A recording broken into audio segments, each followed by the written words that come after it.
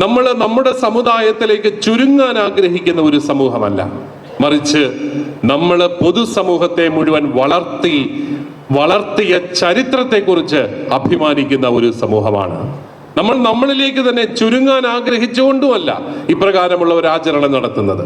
പൊതുസമൂഹത്തെ വളർത്തിയവരാണ് നമ്മൾ. ആ ഒരു വലിയ അഭിമാനബോധം നമുക്ക് ഇന്നുമുണ്ട്. നമ്മൾ തുടങ്ങിയ ഒരു സ്ഥാപനവും നമുക്ക് വേണ്ടി മാത്രമായിരുന്നില്ല എന്നുള്ളതാണ് അതിൻ്റെ ഏറ്റവും വലിയ സാക്ഷ്യം. നമ്മൾ തുടങ്ങിയ സ്കൂളുകളോ കോളേജുകളോ ആശുപത്രികളോ അതൊന്നും നമുക്ക് വേണ്ടിയിട്ട് മാത്രം തുടങ്ങിയതല്ല. നമുക്ക് എയ്ഡഡ് സ്കൂളുകൾ അനുവദിച്ചതൊക്കെ വലിയ ആനുകൂല്യം പോലെ കരുതുമ്പോൾ നമ്മൾ ഓർക്കേണ്ട ഒരു കാര്യമുണ്ട്. നമുക്ക് എയ്ഡഡ് സ്കൂളുകൾ അനുവദിച്ചില്ലായിരുന്നെങ്കിൽ ഈ കേരളത്തിന്റെ വിദ്യാഭ്യാസ സംസ്കാരം എവിടെ നിൽക്കുമായിരുന്നു? കേരളത്തിൽ ജനത്തിന് വിദ്യാഭ്യാസം കൊടുക്കുവാൻ, അത് ജാതി മതഭേദമന്യേ വിദ്യാഭ്യാസം കൊടുക്കാൻ നമ്മൾ തയ്യാറായതുകൊണ്ടാണ് നമുക്ക് സ്കൂളുകൾ കിട്ടിയത്. അല്ലാതെ നമ്മൾ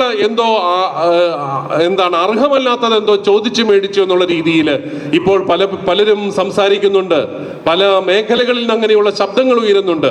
നമുക്കെന്തോ പ്രത്യേക ആനുകൂല്യം കിട്ടി എന്നുള്ളൊരു രീതിയിൽ ഇന്നും പൊതുവിദ്യാഭ്യാസത്തെ ഏറ്റവും കൂടുതൽ ശക്തിപ്പെടുത്തുന്ന വലിയൊരു ഏജൻസി ആയിട്ട് നമുക്ക് മാറാൻ സാധിക്കുന്നുണ്ടെങ്കിൽ അതിന് പൊതുസമൂഹം മുഴുവനുമാണ് അതിൽ നിന്ന് ഫലമെടുത്തത് എന്നുള്ളത് നമ്മൾ തിരിച്ചറിയാതെ പോകരുത്.